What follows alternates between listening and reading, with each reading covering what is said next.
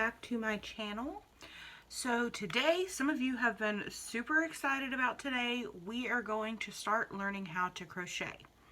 So last week, if you saw the starter video, I kind of went over different types of yarn and I went over different types of hooks, and I asked everybody to get yourself a ball of practice yarn. I recommended the Red Heart Super Saver because it's easy to find and it's a good practice yarn to start with. And I recommended getting a hook between a 5 and a 5.5 millimeter hook. So today I'm going to be using my eye hook, which is my favorite, and this is a 5.25 millimeter hook.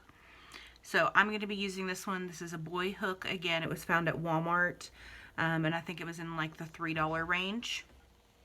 And we're going to be using the Red Heart Super Saver today, and this is in the color turquoise. As you can see there, can you see there? The color turquoise.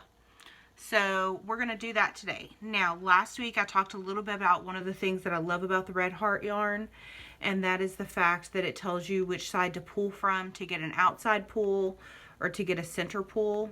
So my center pull is going to be here. So I know that this here is my center pull. As you can see, it pulls from the center of the yarn.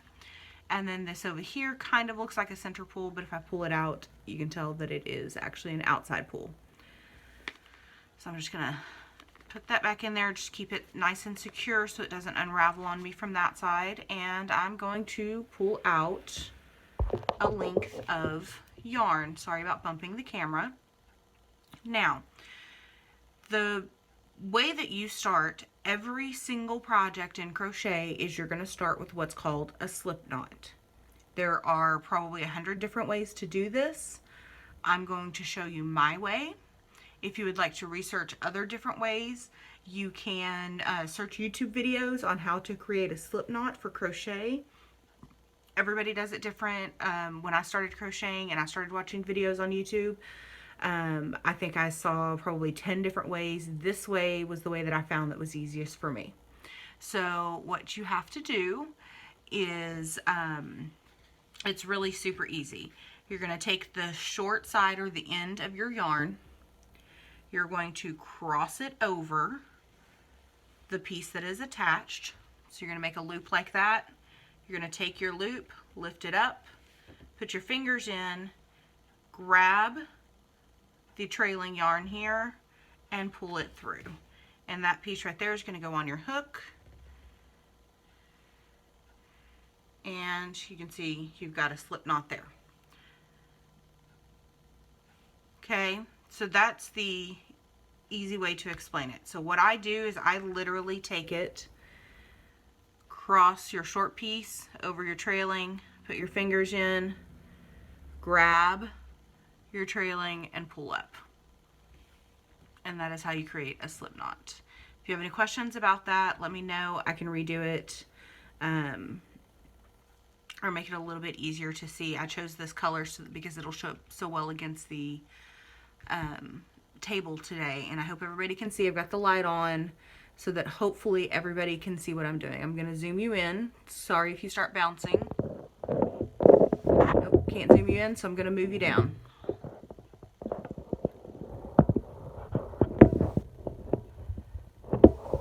Maybe not that far down. Okay, so the way that you create a slip knot is you're going to take your hook. Now you notice that I took and put my finger like this over that trailing piece of yarn. Doing this is going to create a little bit of tension, and it's going to keep your yarn nice and straight so that when you start working, you are going to have some tension here and your stitches don't get too loose. So I do mine this way. Again, there's a million different ways. I know a lot of people will put it around their little finger, you know, different ways like that. A lot of this craft is going to become muscle memory, and it's just going to be whichever way that you prefer. So last week I talked about how you hold your hook. There's not really a right or a wrong way. Just find a way that's comfortable for you, and it'll become muscle memory. So I started doing it like this, with my fingers just here, and then my hand wrapped around the hook. this is the way that was most comfortable for me. Again, some people do it this way and they crochet this way. To me, that wasn't very comfortable. It involved a lot more wrist action than I was willing to do. So I'm going to do this. I take my yarn and I kind of hold it between those two fingers like this. And that also gives me some fingers that I can come down here and secure hold something between these two if I need to. I hope all of that made sense. So the first thing you're going to do is you're going to take your hook, you're going to yarn over, and that pulls that trailing yarn into that hook piece, and you're going to pull it through, give it a little wiggle if it doesn't come through nice and easy, and that creates a chain stitch. And so you're going to keep doing that. It's literally yarn over and pull through, and you can see the loop there. That's pulling it through. Yarn over and pull through. Now when you're doing this, you want to keep a nice even tension. I'm going to pull some more yarn out. You want to keep a nice even tension on your yarn because there's a couple of things. This is the way, this is your foundation. So if you do this and you pull too hard, you're not going to be able to get the crochet hook into those stitches when you start your next row. And if you do it where it's too loose, it's going to look kind of like that, and it's going to gap and it'll be uneven on your edges. So you want to take a nice even tension and pull it through. This should be a nice easy motion.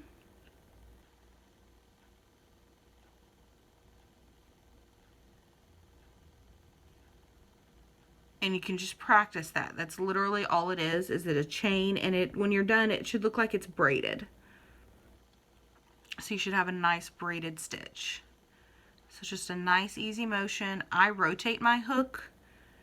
So I literally rotate it like this in my hand when I'm doing this. And you can see I pull up and I move my fingers closer to where the hook is, where the yarn is on the hook, as I make my chain. So just kind of practice that motion over and over again. And once you get it down, your stitches will start getting more even once you kind of get the feel for it. So at the beginning, your stitches may not look like this. They may be kind of lumpy and bumpy, and a lot of that will also depend on what yarn you're using. Stiffer yarns, like these acrylics, kind of tend to do better with these kinds of stitches, to where a softer yarn, you may have more uneven kind of places in it. And this right here is practice. When I first started, my chain stitches were all over the place. So again, don't pull too tight and don't make them too loose. Just kind of give it a good, and you can see, like, if I make it too loose, it'll look like that. And do you see how much bigger that is than what these are down here? So I'm not pulling tight, I'm just keeping it just enough to come through the loop. Okay, so practice your foundation chains, and when you are feeling comfortable, or sorry, let me try that again. Practice your slip stitches or your chain stitch, and when you feel comfortable, you can come back, and you can see here, I've let mine get off course so that they're different sizes, so you can kind of see what that would look like compared to the beginning down here where they're a little more even. Practice that and put me on pause, and then when you come back, when you're comfortable, we're going to go ahead and I'm going to show you how to do the next step, which is turning your chain and starting your next row.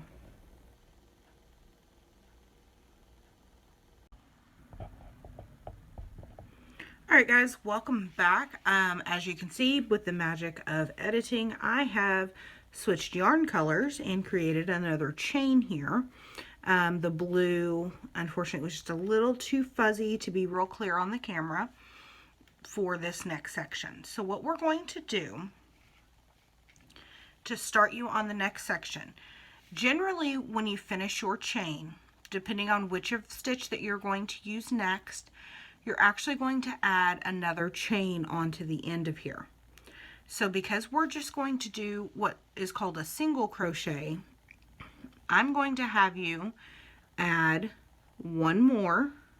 So this is where I stopped here on my chain. We're going to add one more. Now, because we're just practicing, I'm not yet going to get into how to count out how many you would have or how to follow patterns or anything like that. I'm just going to show you how to create a single crochet. So we're going to chain one there, and this right here is the loop that's on your hook. This right here would be technically your first chain space.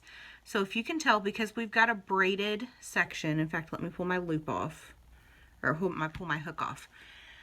Because you have a braided section, you have this loop, and then you have a loop in the back, which is right here. Okay, so you actually have 3 loops. So when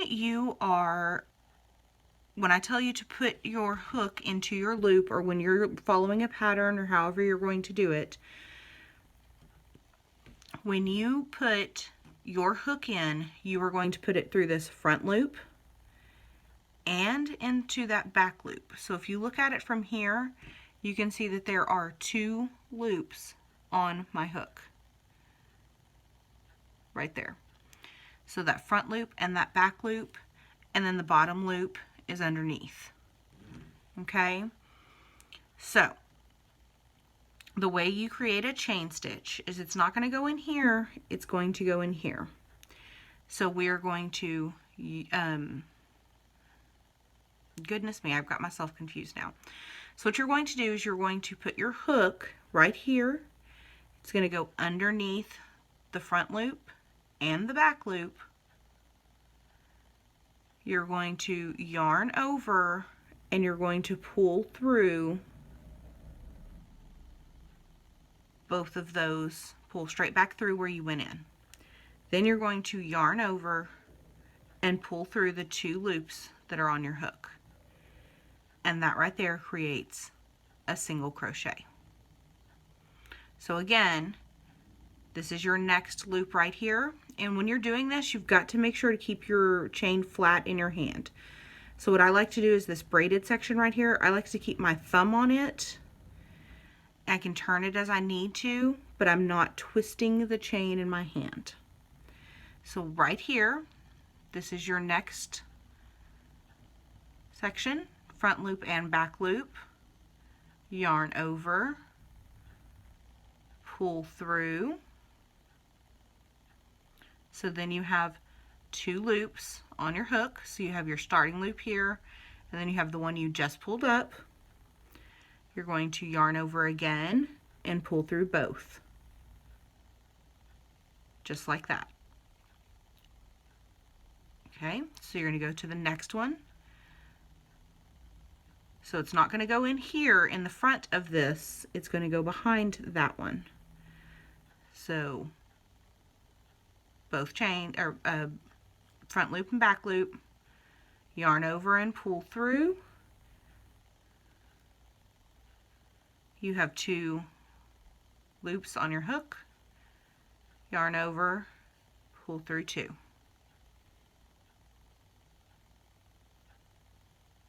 Into the stitch, yarn over, pull through, pull up a loop, yarn over, and pull through those. And so you're going to keep going like that all the way down your chain, making sure that you don't get your chain twisted. And this is what it's going to look like. You can see your stitches there. So keep going.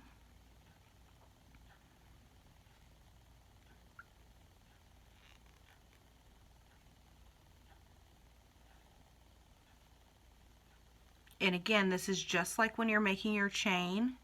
You want to keep this as even with your tension as possible. I'm struggling a little bit because I'm not used to going this slow, but that's okay. And again, this becomes muscle memory.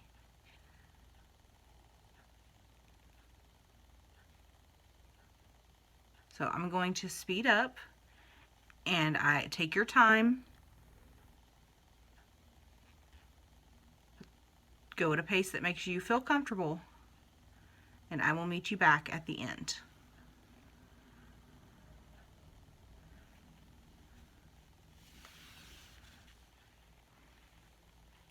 Okay, so we're back. Now you'll notice that my work has done this, and it looks like it has been twisted. I promise that it hasn't. All of mine are in a perfect row like this. This is what your chain should look like when it's finished. So you can see in your spots here, you should have two, those are your two loops there, and then there should be a space in between. Now my chain is twisting a little bit because I did pull a little bit tight, but that's okay. So if yours is twisted like this, don't freak out, you did okay. The next thing we're going to do is we're actually going to have to turn our work this row. So what you're going to do is you're going to literally flip it while it's on the hook. And that's going to turn your work to keep it so that we're on track. And what I want you to do is after you have turned your work, you're going to chain up one because we're doing a single crochet. And you can see right here, you can go in here, pull up a loop, and pull through two, and we're just going to start our next row doing exactly what we did. Now it's a little easier to see on here because now you have the top of your work here, which looks like your braid, and you're going to go through two. So there's a nice open section there. This row should be a little bit easier to do, and we're just going to continue practicing on your work. You're just going to go through the loop or through that space. So go through the space, pull up a loop, and through the two, just like we were doing before. And just continue to practice that until you are comfortable. And as you do this row, if your chain did get a little bit twisty because of the yarn, it will start to untwist. Now, if you actually got your chain completely twisted, it will not untwist. You will definitely be able to tell. So by the time I'm done with my second row, this is going to lay pretty flat.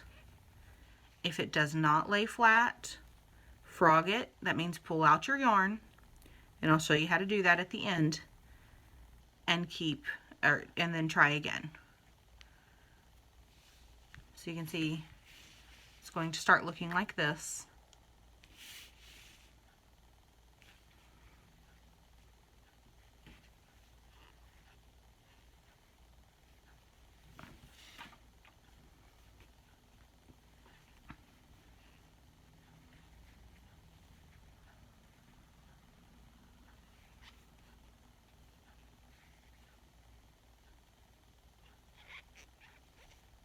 And your yarn might be a little squeaky. This yarn is squeaky yarn.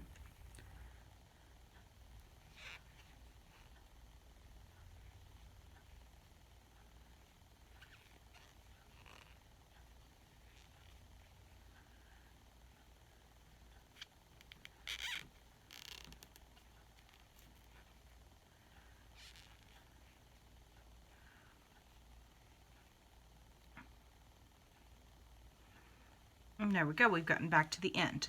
So I haven't been counting because this is just a practice session. So you see my yarn is wanting to twist again.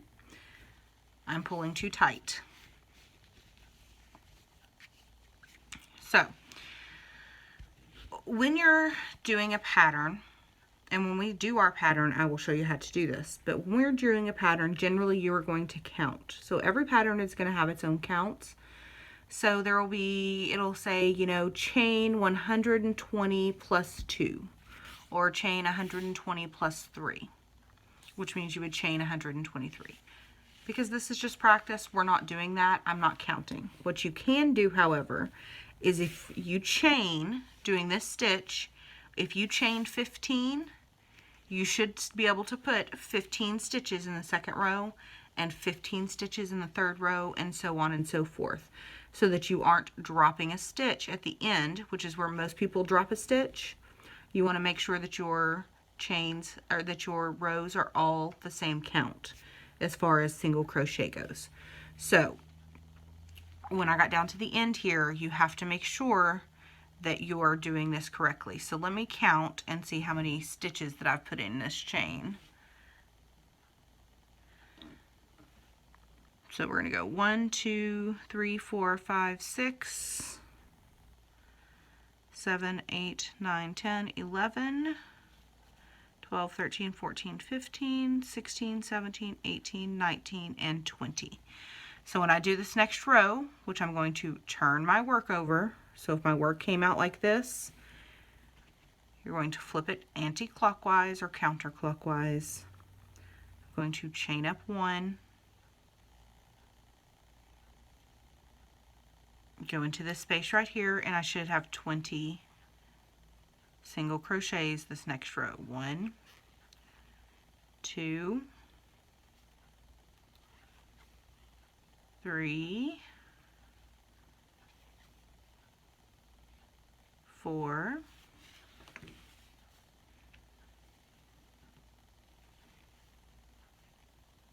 5,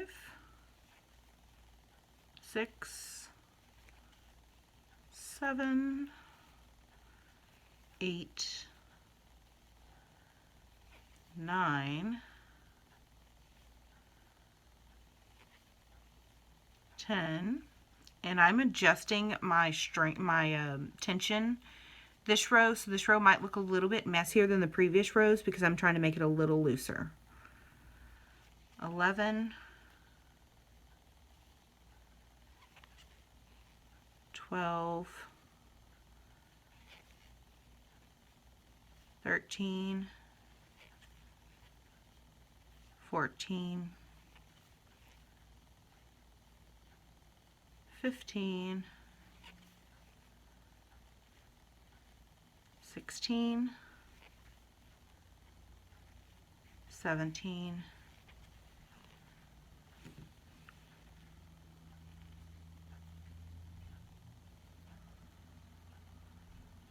18,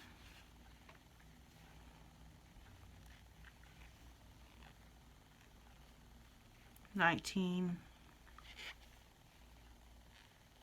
20, and I miscounted. There's actually 21. So there's 21. And this is how your piece continues to look. So the more that you put on each row, the flatter your project is going to lay. Now this is of course a nice dense stitch. This will make a nice heavy blanket without a whole lot of holes in the middle. There will be some, but not a whole lot. So I would like for you to continue practicing this. If you would, you could make a piece maybe about 5, do 20 rows by 20 stitches by 20 rows or something like that. But practice this stitch. This is your single crochet stitch, and this is what we're going to focus on this week. And then next week we are going to do a half double crochet, which is very similar to this one. And then the following week we will do a double crochet and a treble crochet. And then after that we will start actually learning to make some different stitch patterns, like a granny stitch and some different things like that, which are just a combination of these basic stitches. So this is your homework for this week, is just to practice your single crochet until you feel comfortable with it, and make a piece just big enough that you're kind of getting into the groove of it. This is going to help you practice holding your hook. It's going to help you practice with your yarn tension and some different things like that. So it's not the most fun project, but it is going to help you learn and start to build up that muscle memory into your hands and different things like that. If your hands or your wrists start hurting put your hooks down and walk away for a little while, or get up and stretch and take a break. This should not make you hurt unnecessarily. It will make your arms a little bit tired. So if you're starting to get that kind of fatigue in your muscles, then it's time to kind of put it down and walk away. You'll build that up over time. So this has been a single crochet and a chain stitch. If you guys have any questions, please don't forget to make a comment below. Ask me any questions that you need. I'm also on Instagram. You can ask me there, and I'm in several of the diamond painting Facebook groups. So feel free to find me on there as well. If you liked this video, don't forget to give it a thumbs up. Click subscribe if you're not already. I will show you, since we're sitting right here, I'm just going to flip you this way and I will show you, this is the progress on Firstborn Diamond Painting by Diamond Art Club. I'm about halfway done, and I did add, or started doing this section down here. So you can see I just have a little bit to fill in here, and then that much more will be done. So I'm making really good progress on it. This is an absolute dream to work on. So for those of you that diamond paint, this is what I'm working on right now. You can't see any of that. That's fantastic. So for those of you that diamond paint, let me zoom you back out if I can. That is where I'm at. So about halfway. And I'll see you guys next Tuesday. I'm sure there'll be another video up before then, but if you're going to crochet along with us, I will see you back here on Tuesday. Bye, guys.